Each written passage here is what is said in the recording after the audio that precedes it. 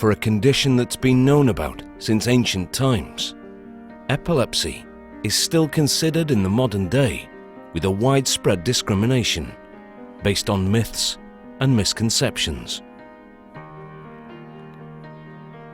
In past centuries, people with epilepsy having seizures and convulsions would be considered under the influence of the devil. Today, most people think that people with epilepsy have extreme muscular spasms triggered when they see flashing lights.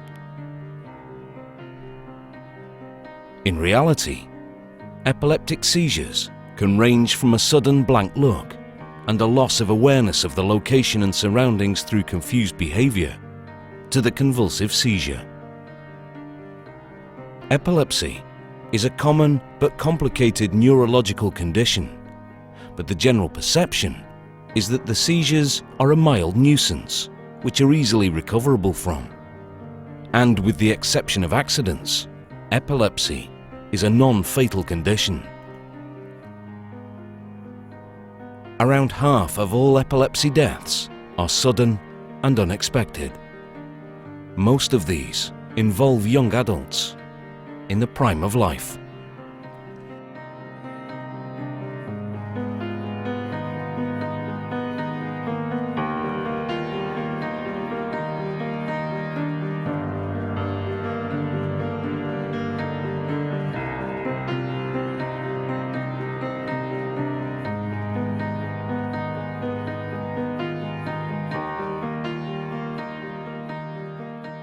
Carolyn was born in 1975, November the 4th, 25 minutes before bonfire night. As a little one, my name for her was Tiger Lynn, because she was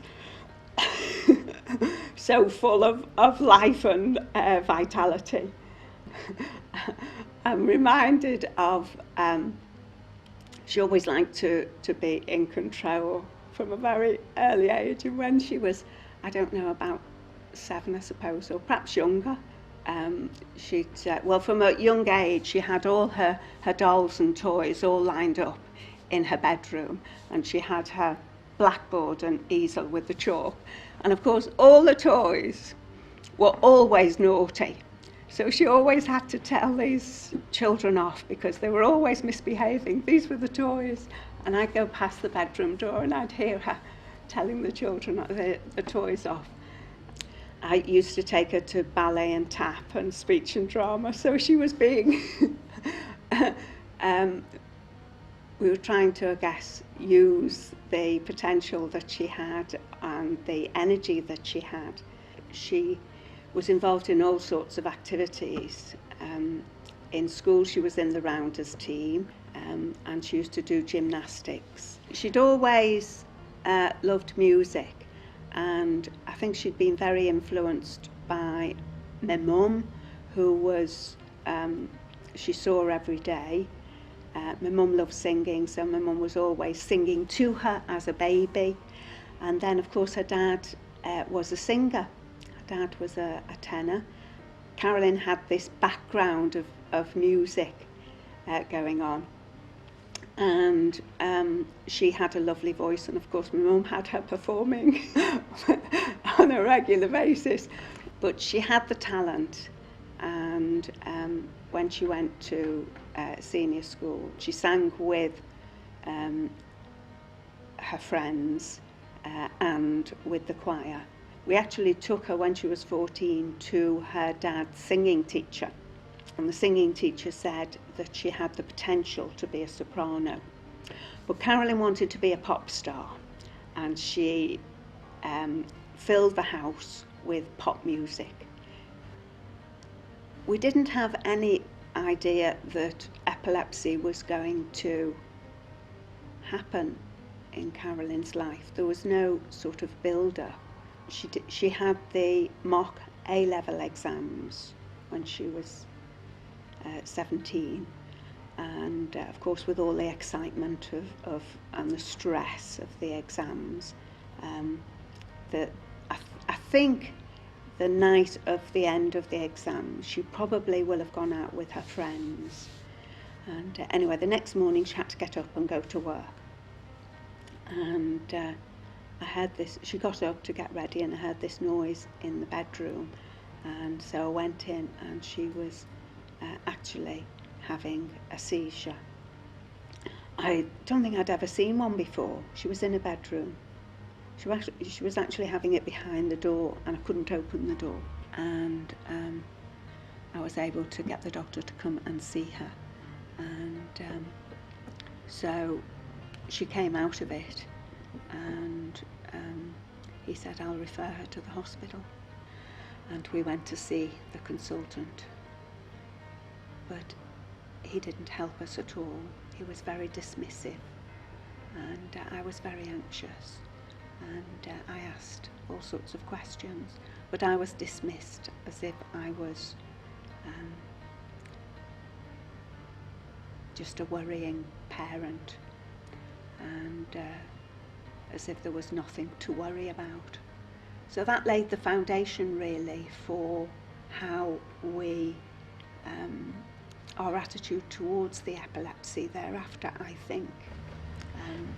I think Carolyn must have known a little bit about epilepsy, and whatever she knew, it was all very negative, and she didn't want to be identified with that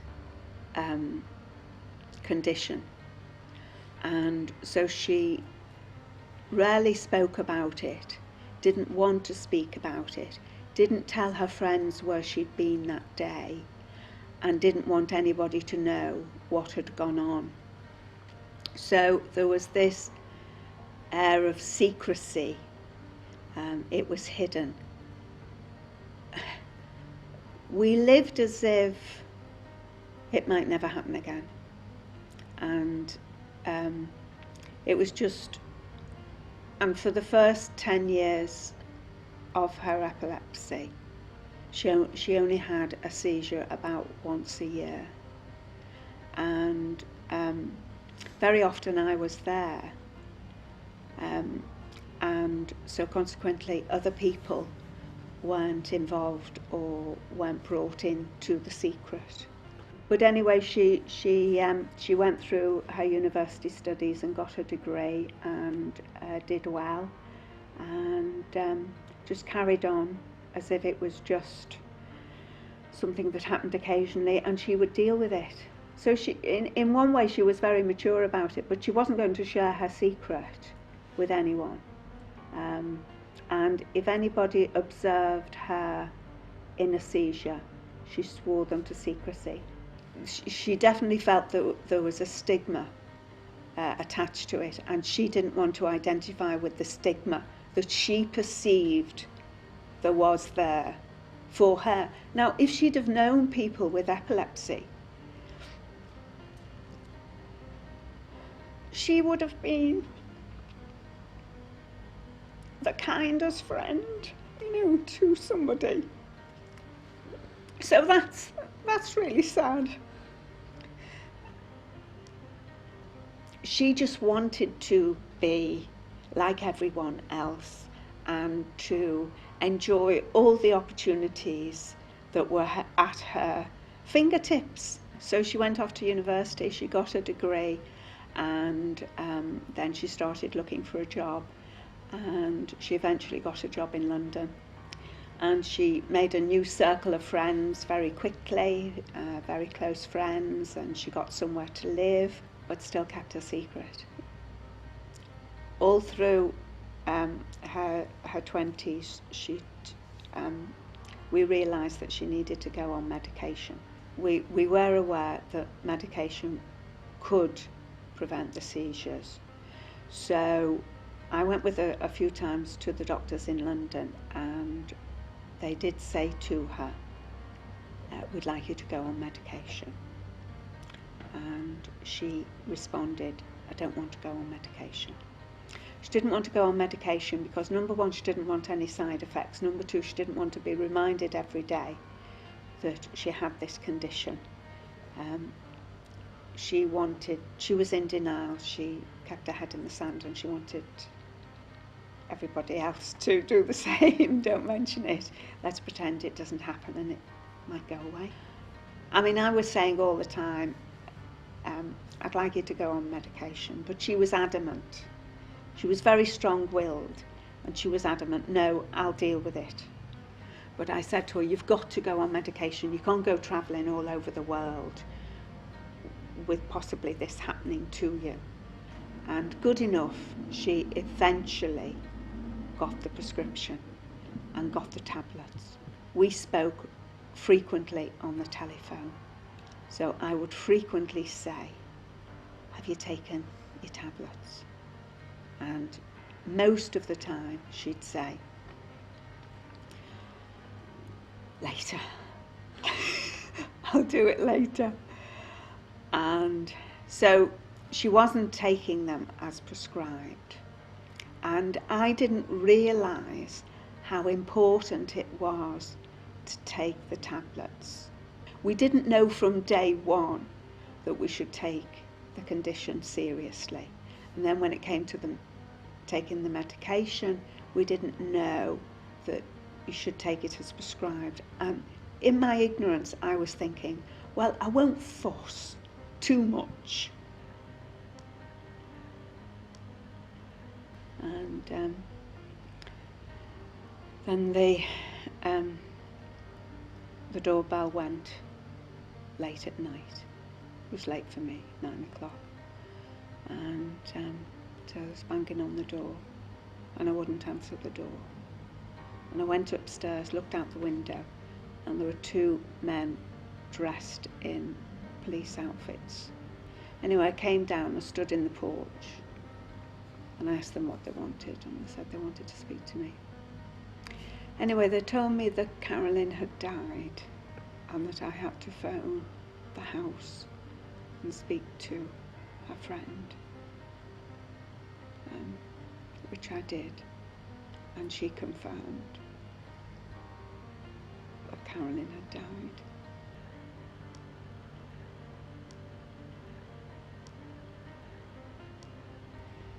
died. So it seemed that it was definitely an epileptic seizure that had killed her, from the description from the friends. So she was perfectly healthy otherwise. I don't think I had really considered the possibility of Carolyn dying in an epileptic seizure, but it had never been discussed, and I'd never consciously heard or read anything to suggest that it was medically a fact that people died in an epileptic seizure. It is a great shock to think that so many people are dying. We know that if people are on the medication, that thousands of deaths can be prevented. When I went to Epilepsy Bereaved, which was set up 15 years ago by bereaved families who've lost loved ones, and that the charity had been doing a lot of work with the NHS and the government and the researchers in order to identify what was going on, in order to try and prevent avoidable deaths. Epilepsy Bereaved are working on all levels to try and improve awareness, support bereaved families, of course, but to highlight the seriousness of this condition. They want epilepsy to be on the government agenda as well as the National Health Service agenda. And considering it's such a small charity, it really is in the forefront of trying to prevent unnecessary deaths from SUDEP. It's only in recent years, because of the charity's work, that this term has been recognised and is put on death certificates now. The general public need to understand epilepsy and not be frightened of it. And we need to dispel the myths about epilepsy, because we've been carrying these myths about epilepsy down the ages, down the centuries. And so greater understanding of this neurological condition, this brain condition, everybody on all levels should be taking the condition seriously. People have been very good in supporting me in my desire to try and bring something positive out of Carolyn's death and turn our grief into something constructive. So of course our concern now is for the young people who have epilepsy, so that the people with epilepsy can get the support and care that they need. Don't hide it. Share it with your friends, because they care.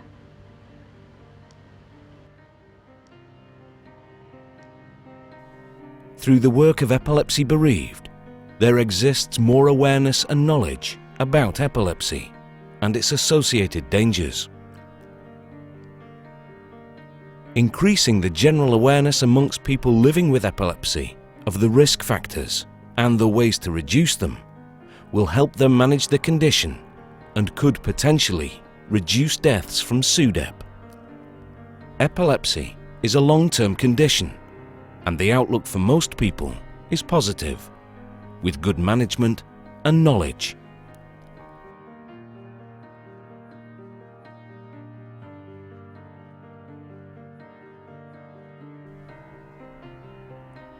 We need to understand the condition and its symptoms, and finally remove the perceived stigmas of the past.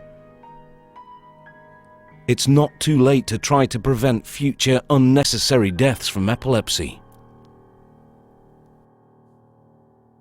If you have epilepsy and are concerned about SUDEP, please contact a health professional. For further information, you can contact Epilepsy Bereaved at this website.